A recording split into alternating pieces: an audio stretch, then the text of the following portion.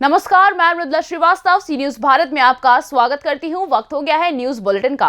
Bulletin में खबरों को शुरू करेंगे औरैया की खबर से और जानेंगे महिला कल्याण व बाल विकास पुष्टाहार विभाग की राज्य मंत्री प्रतिभा शुक्ला ने रामचरितमानस के विषय में क्या टिप्पणी दी। आगे देखेंगे हरदोई में कैसे उत्तर प्रदेश स्थापना दिवस के अवसर पर आयोजित हुआ भव्य कार्यक्रम। इसी के साथ जानेंगे झांसी में कैसे मनाया गया राष्ट्रीय बालिका दिवस। ऐसी और भी तमाम खबरों पर करेंगे विस्तार से चर्चा। खबर औरैया से है, जहां जिले में एक कार्यक्रम में आई यूपी सरकार में महिला कल्याण और बाल विकास पुष्टाहार विभाग की राज्य मंत्री प्रतिभा शुक्ला ने रामचरितमानस को ना मानने वाले को मूर्ख और नासमझ बताया है।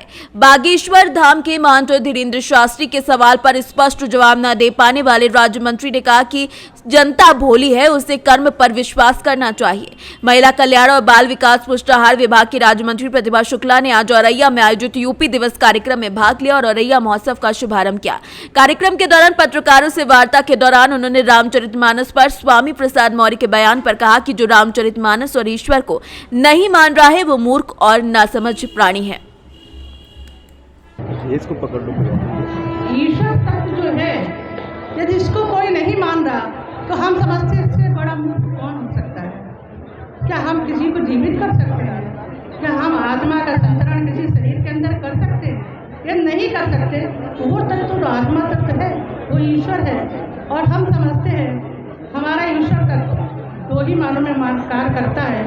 एक हम प्रार्थना करते हैं जो हम ईश्वर के आगे करते हैं, एक हम ध्यान लगाते हैं जो ईश्वर हमसे बात करता है।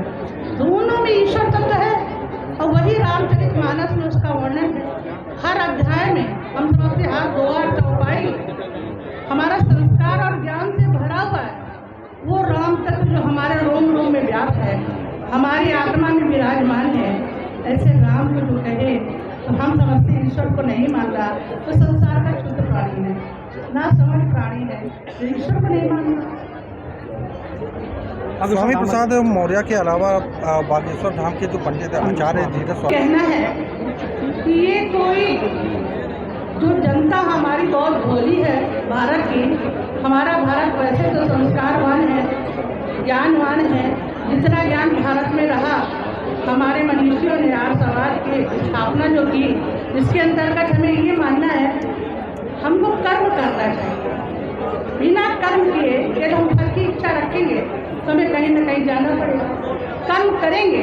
जब बच्चा हमारा पढ़ाई में मन लगा के पढ़ाई करता तो पढ़ पाएगा ना, बिना पढ़े कैसे आएगा। इसी तरह से कोई भी काम जब तक हम करेंगे नहीं तब तक ना ही हमें अनुभव होगा, ना हम व्यवहार में लाएंगे। जैसे उदाहरण क्या बताना चाहते हैं। औरैया से सीनियर संवाददाता अखिल की रिपोर्ट। खबर हरदोई से है। उत्तर प्रदेश में स्थापना दिवस के अवसर पर 24 से 26 जनवरी तक निवेश और रोजगार की थीम पर स्थानीय प्रेक्षागृह में आयोजित भव्य और विशाल कार्यक्रम का शुभारंभ मुख्य अतिथि राज्य उच्च शिक्षा मंत्री रजनी तिवारी ने दीप प्रज्वलित कर किया। मुख्य अतिथि ने अपने संबोधन में कहा कि प्रदेश सरकार के द्वारा गरीब रेखा के नीचे यापन करने वाली सभी जाति और धर्म के लोगों को एक समान समस्त योजनाओं का लाभ पहुंचाया जा रहा है। उन्होंने कहा कि सरकार के द्वारा स्वास्थ्य, शिक्षा, विद्युत, पेयजल, सड़क आदि योजनाओं पर युद्ध स्तर पर कार्य किया जा रहा है और इसके साथ ही गरीबों को प्रधानमंत्री ग्रामीण और शहरी आवास पेंशन आदि विभिन्न योजनाओं के माध्यम से पात्र लाभार्थियों को लाभान्वित किया जा रहा है। हरदोई से सीनियर संवाददाता राशिद की रिपोर्ट। खबर झांसी से है, जहां राजकीय बालिका इंटर कॉलेज गुरसराय जिला झांसी में आज राष्ट्रीय बालिका दिवस के अवसर पर आयोजित कार्यक्रम में विद्यालय की ओर से छात्राओं को स्वेटर का वितरण किया गया। कार्यक्रम की अध्यक्षता विद्यालय के प्रधानाचार्य मंजुलता स्वर्णकार ने की। मुख्य अतिथि child helpline sub centre Gursarai के परमानंद बरौनी रहे। अपने भाषण में मंजुलता स्वर्णकार ने कहा कि छात्राओं के हित में जो कुछ संभव होगा विद्यालय की ओर से किया जाएगा। इस अवसर पर विद्यालय की प्रवक्ता मनीषा कुमारी, कीर्ति गुप्ता, अंजलि राठौर समेत कई लोग उपस्थित रहे। गरौठा से सीनियर संवाददाता आशुतोष गोस्वामी की रिपोर्ट। खबर गिरिडीह से, जहां तीसरी प्रखंड के सरस्वती पूजा को लेकर थाना परिसर में शांति समिति की एक बैठक आयोजित की गई। ये बैठक बीडीओ संतोष प्रजापति की अध्यक्षता में संपन्न हुई। बैठक में सरस्वती पूजा को लेकर चर्चा की गई, जिसमें निर्णय लिया गया कि तीसरी थाना क्षेत्र में होने वाली सरस्वती पूजा को लेकर सभी पूजा पंडालों में अश्लील गाने पर रोक लगाई जाएगी और जुलूस के दौरान अश्लील गाना बजाने, डीजे साउंड का इस्तेमाल करना, शराब के नशे में जुलूस में शरीक होना और सोशल मीडिया पर धार्मिक भावनाओं को भड़काने जैसे किसी भी तरीके की टीका टिप्पणी करने पर प्रतिबंध लगाया गया है। अगर किसी तरीके की कोई गलती होती है तो उसके खिलाफ कानूनी कार्यवाही की जाएगी। प्रखंड के तीसरी थाना क्षेत्र के अंतर्गत सरस्वती पूजा को लेकर शांति समिति की बैठक हुई, जिसे हमारे विभिन्न पंचायतों के प्रतिनिधि, पंचायत समिति सदस्य और प्रबुद्ध लोगों ने भाग लिए। और इसमें हम लोग किस प्रकार से सरस्वती पूजा शांति स्वरूप मनाएं, शांतिमय तरीके से हमारा संपन्न हो जाए, इस पर हम लोग विचार विमर्श किए। और हमारे विभिन्न पंचायतों से मुखिया लोग और पंचायत समिति सदस्य और प्रबुद्ध लोगों ने अपना अपना विचार प्रकट किए।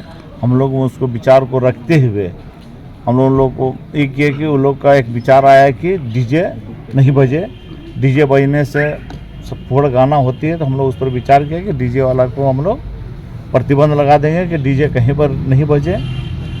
और दूसरी बात है कि हमारा जो भी अपना साउंड बॉक्स में बजाए तो साउंड बॉक्स में धार्मिक गाना बजाए।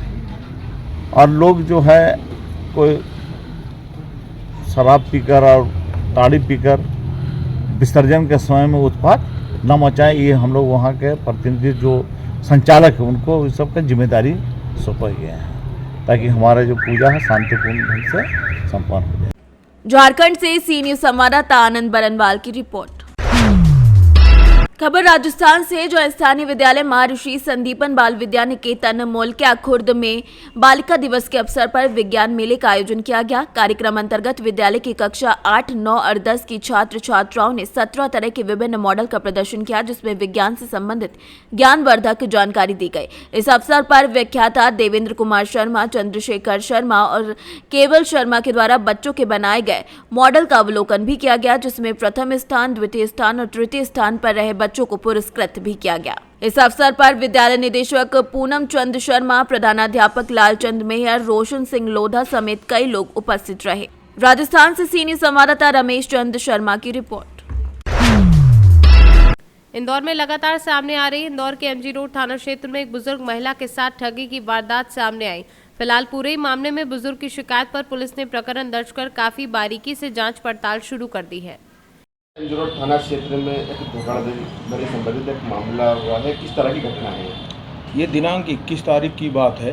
ये पेंजान कॉलोनी में रहने वाले शारदाबाई और उनके किराएदार पिंकी, ये कोई ख़रीदारी करने के लिए आए थे और अपने जिला न्यायालय के पास में गुरुद्वारा है, वहाँ पे उन लोग दर्शन वर्शन करने के बाद ये वापस जेल रोड आ रहे थे। जेल रोड चौराहे के कॉर्नर पे ही खड़े हुए थे, तभी एक 15-16 साल का लड़का आया और अपने आप को बोलने लगा कि अम्मा मेरे को बहुत भूख लग रही है और पेट में दर्द हो रहा है। तो अम्मा ने उनको 100 रुपया दिया। उसके पीछे करीबन 25 से 30 साल का लड़का भी आ गया और वो 100 रुपया लेके नाश्ता लेने जा रहा हूँ बोल के चला गया। और वहाँ से कुछ देर बाद वो पानी की बाटल भी लेके आया और अम्मा को पानी पीने को दिया उनने। और पानी पीने के बाद में उनको कुछ चक्कर सा आने लगा। उससे पहले उनके पीछे उन लोग वो बालक आया और बोले कि मुझे सोना जेवरात दे दो और ये मेरे पास पैसे की गड्डी रखी है, करीबन 2000 रुपया दिखाई दे रहा था, लेकिन दिया नहीं उनने। तो उनको शंका हुई तो अपने जेवरात को ने निकाल के थैले में रख लिए थे। जब पानी पीने के बाद उनको चक्कर आया तो वो तो बैठ गए। उसके बाद में 10-15 मिनट बाद देखे तो वो रखे हुए थैले में सोने की जेवरात नहीं थी।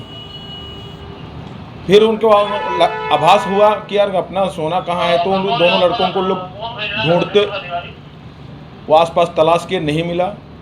और फरियादी शारदाबाई के रिपोर्ट पर अपराध पंजीबद्ध किया गया है और दोनों आरोपियों की तलाश की जा रही है। आपका नाम बताइए। एसआई सुरेंद्र दान, थाना एमजी रोड। इंदौर से सीनियर संवाददाता सुरेश बैरागी की रिपोर्ट। पंचकल्याणक के तीसरे दिन जन्म कल्याणक के बाद मुनिश्री सुब्रत सागर ने खैर इंटर कॉलेज बालिका विभाग में बनी धर्म की नगरी अयोध्या में चल रहे श्री मुनि सुब्रतनाथ जिनबिंब पंचकल्याणक एवं गजरत महामहोत्सव के अवसर पर कही। आगे उन्होंने कहा कि संसार में सबसे अधिक पुण्यात्मा जीव यदि कोई होता है तो वह तीर्थकार भगवान ही होते हैं, क्योंकि वे अपने पुण्य को पुण्य में लगाकर भाव से भवातील होने का पुरुषार्थ करते हैं और जो जीव जन्म मरण से अतीत होने का पुरुषार्थ करते हैं उनका जन्म कल्याणक के रूप में मनाया जाता है। झांसी से सी न्यूज़ संवाददाता आशुतोष गोस्वामी की रिपोर्ट।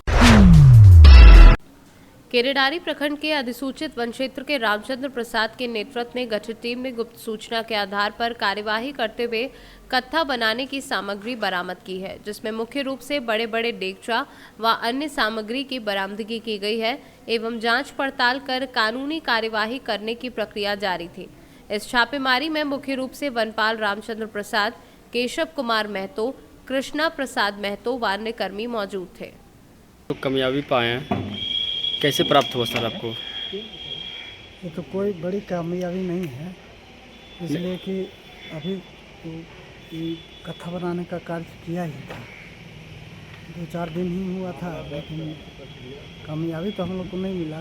कथा निर्माण किया हुआ पकड़ा गया, तो किसी से कथा निर्माण ज़्यादा नहीं किया।